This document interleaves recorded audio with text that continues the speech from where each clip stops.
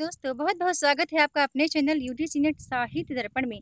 तो फ्रेंड्स, जैसा कि आप जानते हैं कि हम एनटी नेट की तैयारी हिंदी विषय से इस चैनल के माध्यम से कर रहे हैं। यदि आप चैनल पे न्यू हैं, मेरी वीडियोज़ को पहली बार वॉच कर रहे हैं, तो प्लीज़ चैनल को सब्सक्राइब कर लीजिए, साथ ही साथ बेल आइकन को प्रेस कर लीजिए ताकि सभी मेरी न्यू आने वाली वीडियो का नोटिफिकेशन आपको सबसे पहले प्राप्त हो। आज प्रश्न हम लेकर आए हैं सही जोड़ी मिलान करने वाले यानी सुमेलित करने वाले क्वेश्चन, जो कि बहुत ही इंपॉर्टेंट क्वेश्चन है आपके आगामी एग्जाम के लिए। तो हमने जैसा कि कहा है कि हम 2000 प्रश्नोत्तरी करेंगे, तो मैं चाहती हूँ कि प्रश्नोत्तरी हम नॉर्मल तरीके से ना करके हम वैसी प्रश्नोत्तरी करें जैसा एनटीए हमसे पूछता है ना फ्रेंड्स? तो और आप सबके कमेंट बहुत अच्छे मिल रहे हैं मुझे, तो इसके लिए आप सभी को थैंक्स। और चलिए चलते हैं मोबाइल स्क्रीन पर आज की प्रश्नोत्तरी प्रारंभ करने के लिए। आज का हमारा पहला प्रश्न है, निम्नलिखित रचनाकारों को उनकी आत्मकथाओं के साथ सुमेलित कीजिए। तो फ्रेंड्स, यहाँ देखिए ये आत्मकथाएं दी गई हैं, इधर रचनाएं दी गई हैं। ये रचनाएं हैं, ये आत्मकथाकार हैं। तो चलिए हम सही जोड़ी पहले मिला लेते हैं कौन किसकी है, और बता दूं बहुत ही इंपॉर्टेंट आज की क्लास है। तो आप वीडियो को पूरा देखिए और कोशिश कीजिए इसको एक दो बार यदि आप वॉच कर लेते हैं तो बहुत अच्छा आप इसको सीख पाएंगे। पहले हम देखते हैं शिव पूरन सहाय की जो आत्मकथा है, तो वो कौन है? मेरा जीवन। ये देखिए मेरा जीवन का जो प्रकाशन वर्ष है वो 1985 ईस्वी है। ठीक ठीक है फ्रेंड्स, 1985 मेरा जीवन। फिर सुमित्रा नंदन पंत की बात करूं तो 60 वर्ष एक रेखांकन, ये यहाँ पर जाएगा। 60 वर्ष एक रेखांकन 1960 में प्रकाशित हुआ। ठीक है, 19 काटी जाएगा, मैं 60 लिख रही हूँ। ओके। फिर हरिवंश राय बच्चन का तो आपको पता ही है, 10 द्वार से सोपान तक, ये 1985 ईस्वी। ठीक है, 1985 में प्रकाशित हुआ है। और पांडे बिपिन शर्मा उग्र हैं, इनका जो है अपनी खबर 1960 में। ठीक है, अपनी खबर 1960 में प्रकाशित हुआ। तो अब हम देख लेते हैं कि ए का हमारा कहाँ पे मैच हो रहा है, 6 नंबर पे। ठीक है, ए का 5 नंबर कहाँ मैच हो रहा है? तो सॉरी, ए का दूसरा हमारे शिव पूरन सहाय ने का मेरी खबर पे आ रहा है। तो यहाँ पर डी नंबर जो हमारा फ्रेंड्स होगा वो, देखिए यहाँ पर ए का दूसरा सिर्फ ए की जगह मैच हो रहा है, वो है डी नंबर। ओके, है ना? तो हमारा जो डी नंबर ऑप्शन है वो सही है। एक और बचता है लपटे हुए, राख से लपटे। तो ये बता दूं किसकी है? ये पुरुषोत्तम दास टंडन की आत्मकथा है, राख से लपटी। ठीक है फ्रेंड्स, चलते हैं अगले प्रश्न की ओर। आज का ये हमारा दूसरा प्रश्न है। ओके, ये हमारा दूसरा प्रश्न है, निम्नलिखित संस्मरणात्मक रेखा चित्रों को उनके लेखकों के साथ में सुमेलित करना है। तो हम देख लेते हैं, पहले आता है चेतना के बिंब, और चेतना के बिंब में बता दूं फ्रेंड्स डॉक्टर नगेंद्र का है। ओके फ्रेंड्स, चेतना के बिंब किसका है? डॉक्टर नगेंद्र का। तो ए का यहाँ जाएगा डॉक्टर नगेंद्र। रेखाएं बोल उठी किसका है? देवेंद्र सत्यार्थी का है।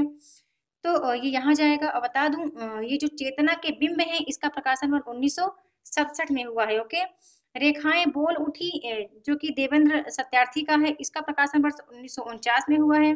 फिर आता है जिंदगी मुस्कुराई, 1953 में प्रकाशित हुआ, कन्हैयालाल मिश्र प्रभाकर का है। और फिर है सिंहावलोकन यशपाल का है। तो यशपाल का जो सिंहावलोकन है, बता दो फ्रेंड्स ये इसके 3 भाग हुए हैं, 1951 में प्रकाशित, 52 में प्रकाशित और 55 में प्रकाशित। ओके ठीक है, तो अब हम देख लेते हैं कि चेतना के बिंब ए का 5 नंबर पे हमारा कहाँ मैच हो रहा है। तो हम देख लेते हैं यहाँ पे ए का 5 नंबर यानी डी डी हमारा राइट आंसर है। ठीक है, देखिए ए का यहाँ 5 नंबर मैच हो रहा है और बाकी कहीं पे मैच नहीं हो रहा है। तो ये हमारा जो है ये हमारा राइट आंसर है। ठीक है फ्रेंड्स, चलते हैं अगले प्रश्न की ओर। आज का ये हमारा तीसरा प्रश्न है। तीसरा प्रश्न दिया गया है, निम्नलिखित कहानीकारों को उनकी कहानियों से हमें मिलान करना है। तो यहाँ हम देख लेते हैं, यहाँ कहानियां दी गई हैं। तो भगवती चरण वर्मा जो है, इनकी कहानी की बात करूं तो दो बांके का प्रकाशन वर्ष बताऊं फ्रेंड्स। तो दो बांके प्रकाशित हुई 1936 में, 36 में प्रकाशित हुई। फिर इला चंद्र जोशी की कहानी है दिवाली और होली, यहाँ पर जाएगा। दिवाली और होली की बात करूं तो 1942 में प्रकाशित हुई है। फिर आता है यशपाल की कहानी, जो कि बहुत ही इंपॉर्टेंट है यशपाल की कहानी। और फ्रेंड्स ये कई बार एग्जाम में पूछी भी जा चुकी है, तो मकरील यशपाल की है और 1934 इसका प्रकाशन वर्ष है। फिर आता है उपेंद्र नाथ अस्कर जी की कहानी, तो इनकी है पिंजरा, जो कि 1944 में प्रकाशित हुई है। ठीक है फ्रेंड्स, तो इसका जो राइट आंसर है बता दो, इसका राइट आंसर बी सही है, क्योंकि हमने देखा कि ए का हमारा दूसरे नंबर पे जा रहा है यानी भगवती चरण वर्मा का हमने देखा था। हाँ, इसका बी सही है। ओके, ये कहीं आपको कोई डाउट लगे तो प्लीज आप जरूर हमें बताइएगा। Okay friends, oh sorry sorry, इसका जो करेक्ट ऑप्शन है बता दो फ्रेंड्स, इसका करेक्ट ऑप्शन ए सही होगा, क्योंकि ए का 3 नंबर पे मैच कर रहा है। ओके, ये भक्ति चरण वर्मा का 2 बाकी, तो इसका जो करेक्ट ऑप्शन है वो ए सही है। ठीक है, चलते हैं अगले प्रश्न की ओर। हाँ, आज का हमारा चौथा प्रश्न है, ये प्रश्न नंबर 4 है। निम्नलिखित उपन्यासकारों को उनके उपन्यासों के साथ हमें सम्मिलित करना है। तो हम देख लेते हैं, ये भी उपन्यास कई बार एग्जाम में पूछे जा चुके हैं। तो पहले आते हैं राधा कृष्णदास। राधा कृष्णदास की बात करूं तो निस्सहाय हिंदू ए का 5 नंबर पे जा रहा है। निस्सहाय हिंदू का जो प्रकाशन वर्ष है वो 1890 है। ठीक है, 1890 आप याद रखिएगा। नेक्स्ट आते हैं किशोरीलाल गोस्वामी, तो इनका है तारा, यहाँ पर जाएगा 1 नंबर पे। तारा का जो प्रकाशन वर्ष है 1902 है। फिर आते हैं देवकीनंदन खत्री, तो देवकीनंदन खत्री का आपको पता ही है चंद्रकांता है। चंद्रकांता 1888 में प्रकाशित हुआ। फिर श्रद्धा राम फिल्लौरी की बात करूं तो भाग्यवती, भाग्यवती का प्रकाशन वर्ष 1877 में हुआ है। ठीक है, तो हम देख लेते हैं हमारा ए का 5 नंबर कहाँ पे मैच कर रहा है। निस्सहाय हिंदू, राधा कृष्णदास। ओके, तो हम ये देख रहे हैं सिर्फ एक जगह है ए का 5 नंबर, यानी यहाँ पे हमारा बी नंबर करेक्ट होगा। ओके फ्रेंड्स, बी नंबर जो है हमारा करेक्ट होगा, ए का 5 नंबर जा रहा है और बाकियों में तो कहीं भी नहीं है। फिर चलते हैं अगले प्रश्न का। हमारा अगला प्रश्न है, निम्नलिखित नाटककारों को उनके नाटकों के साथ सम्मिलित कीजिए। तो यदि यहाँ पर आप 1, 2 या 2 भी आपको आते हैं तो आप इस सम्मिलित करने वाले प्रश्नों को राइट कर पाएंगे। भारतेंदु हरिश्चंद्र हम जानते हैं अंधेर नगरी 1881 में प्रकाशित हुआ है। फिर आते हैं अमर सिंह राठौर की बात करूं, सॉरी राधाचरण गोस्वामी की बात करूं तो राधाचरण गोस्वामी ने लिखा है अमर सिंह राठौर, जो कि 1895 में प्रकाशित हुई। फिर प्रताप नारायण मिश्र की बात करूं तो संगीत शाकुंतल है इनका नाटक है। फिर बालकृष्ण भट्ट की बात करूं तो नल दमयंती, जो कि 1895 में प्रकाशित हुई है, ये इनकी बालकृष्ण भट्ट का नाटक है। तो हमने यहाँ देखा कि भारतेंदु हरिश्चंद्र का 3 नंबर हम देखेंगे कहाँ पे मैच हो रहा है। ओके फ्रेंड्स, और बता दूं जो महारानी पद्मावती है ये किसका है, ये राधा कृष्णदास कृत है। ओके, 1882 में प्रकाशित हुआ है, ये राधा कृष्णदास का नाटक है। अब हम देखते हैं कि हमारा भारतेंदु हरिश्चंद्र ए का 3 नंबर कहाँ पे मैच हो रहा है। तो चलिए देख लेते हैं, यहाँ पे एक हमारा 3 नंबर किधर मैच हो रहा है। तो ये करेक्ट ऑप्शन हमारा यहाँ पे डी सही है। ये देखिए एक डी नंबर पर है, जो कि ये ए का यहाँ 3 नंबर मैच हो रहा है, तो ये हमारा यही राइट आंसर है। फिर चलते हैं अगले प्रश्न की। फिर हमारा क्वेश्चन है, निम्नलिखित कृतियों को उनके कृतकारों के कृतियों के साथ, रचनाकारों के साथ सम्मिलित करना है, जो कि बहुत इंपॉर्टेंट है। तो चलिए देख लेते हैं कौन किसकी कृति है। बात करूं आत्मा की आंखें, तो आत्मा की आंखें किसकी है, ये दिनकर की कृति है। ओके, दिनकर जी की कृति है, रामधारी सिंह दिनकर की है। और आत्मा की आंखें जो है इसका प्रकाशन वर्ष 1964 में हुआ है। फिर आता है काठ का सपना, तो ये मुक्तिबोध की है, गजानन माधव मुक्तिबोध की है। काठ का सपना का प्रकाशन वर्ष 1967 ईस्वी है। फिर आता है समय और हम, तो ये जैनेन्द्र का है, 64 में प्रकाशित हुआ है। और फिर आता है मिलन यामिनी, तो आप जानते ही हैं कि मिलन यामिनी जो है वो हरिवंश राय बच्चन जी का है। मिलन यामिनी का प्रकाशन वर्ष 1950 में हुआ है।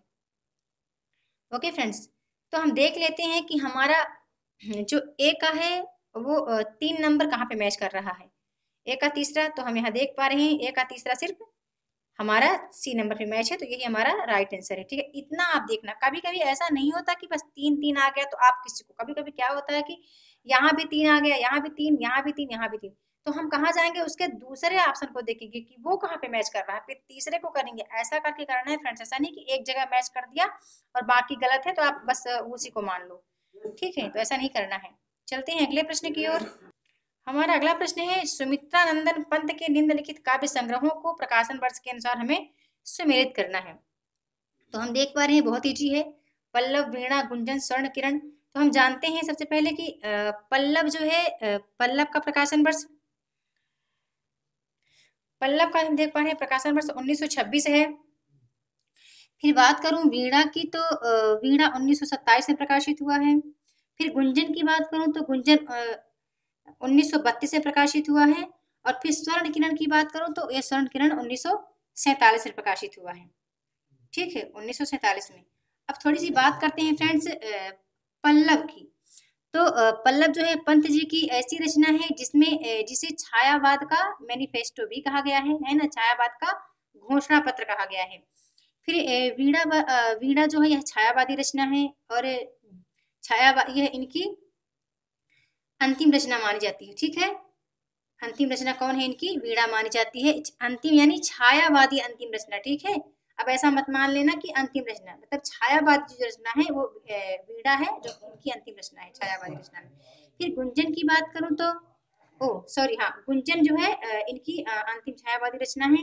फिर बात करूं स्वर्ण किरण की 1947 में प्रकाशित हुई है और स्वर्ण किरण एक अंतश्चेतनावादी रचना मानी गई है जो कि अरविंद दर्शन से प्रभावित है। ठीक है, तो हम इसका देख लेते हैं हमारा ए का 4 नंबर कहाँ मैच हो रहा है। और हम देखते हैं ए का 4 नंबर सिर्फ फ्रेंड्स एक ही जगह है ना, सिर्फ एक जगह ए का 4 नंबर यानी बी नंबर हमारा राइट आंसर है। फिर चलते हैं अगले प्रश्न की ओर। आज का हमारा अगला प्रश्न है निम्नलिखित पत्रिकाओं को उनके प्रकाशन वर्ष के साथ सुमेलित करना है। तो हम देख लेते हैं आनंद कादम्बनी को। आनंद कादम्बनी जो है वो बद्री नारायण चौधरी प्रेम घन की रचना है, आपको पता है। और इसका जो प्रकाशन वर्ष है वो 1881 है। ठीक है, 1881 में प्रकाशित हुई है आनंद कादम्बनी। और यह प्रकाशित कहाँ से होती थी, इसका हमें प्रकाशन स्थान आज बताना है। ठीक है, तो यह कहाँ से होती थी? प्रयाग से। फिर आता है ब्राह्मण। तो ब्राह्मण जो है वो प्रताप नारायण मिश्र की पत्रिका है, 1883 में प्रकाशित होती थी। यह कहाँ से होती थी? कानपुर से। फिर हिंदी प्रदीप है, बालकृष्ण भट्ट की पत्रिका है, 1877 में प्रकाशित होती थी। यह कहाँ से? ये भी प्रयाग से। ठीक है, सॉरी, आनंद कादम्बनी जो है फ्रेंड्स ये मिर्जापुर से होती थी। ठीक है, सॉरी, आनंद कादम्बनी कहाँ से होती थी? मिर्जापुर से। और ब्राह्मण कानपुर से। हिंदी प्रदीप जो है प्रयाग से। बालकृष्ण भट्ट की पत्रिका है। फिर दुर्गा प्रसाद मिश्र की पत्रिका कौन मानी गई है? उचित वक्ता, जो कि कलकत्ता से प्रकाशित होती है। चलिए देखते हैं, कलकत्ता भी दिया गया है, ये देखिए कलकत्ता। उचित वक्ता कहाँ से? कलकत्ता से प्रकाशित होती थी और 1878 में ये प्रकाशित हुई है, दुर्गा प्रसाद मिश्र की। अब हमें देखना है कि हमारा ए का 3 नंबर जो मैच हो रहा है वो कहाँ होता है। ठीक है, ऐसे जाके ऐसे करना है। तो ए का 3 नंबर कहाँ मैच हो रहा है ये देख लेते हैं। चलिए देख लेते हैं, ए का हमारा 3 नंबर सिर्फ एक जगह मैच हो रहा है। ओके फ्रेंड्स, डी ऑप्शन पर। ये देखिए डी ऑप्शन पर मैच हो रहा है, तो ये हमारा राइट आंसर है। ठीक है, चलते हैं अगले प्रश्न की ओर। आज का हमारा अंतिम प्रश्न दिया गया है कि निम्नलिखित निबंधकारों को उनके निबंध संग्रहों के साथ सुमेलित करना है। तो चलिए पहले हम निबंध को देख लेते हैं। गुलेरी जी का निबंध कौन सा है? तो आप जानते हैं गुलेरी जी ने लिखा है कछुआ धर्म। ए का यहाँ पे 4 नंबर पे मैच हो रहा है। और कछुआ धर्म का जो प्रकाशन वर्ष है 1919 ईस्वी है। ठीक है फ्रेंड्स, अगला आता है अग्रवाल जी है। अग्रवाल जी ने का है प्रतिपुत्र, इसका प्रकाशन वर्ष 1949 ईस्वी है। राम वृक्ष बेनीपुरी का है वंदे वाणी विनायको, 1854 में प्रकाशित हुआ वंदे वाणी विनायको। फिर आता है कुबेरनाथ राय का मराल है, जो कि बहुत इंपॉर्टेंट है। ये 1893 में प्रकाशित हुआ। ठीक है, तो अभी हम देख लेते हैं इसका करेक्ट ऑप्शन। एक फ्रेंड्स और बचता है, महके आंगन चहके द्वार। ठीक है, तो ये किसका है? कन्हैयालाल मिश्र प्रभाकर जी का है। ठीक है, ये ये हमारे इसमें नहीं आएगा, अलग से टॉपिक अलग से दिया गया है, ये भी इसी में ऐड है, बट ये आंसर में शामिल नहीं है, ऐसा कहना चाहिए। तो गुलेरी जी का हम देखते हैं कि ए का हमारा कछुआ धर्म में 4 नंबर कहाँ मैच हो रहा है। तो चलिए फ्रेंड्स मिलान कर लेते हैं।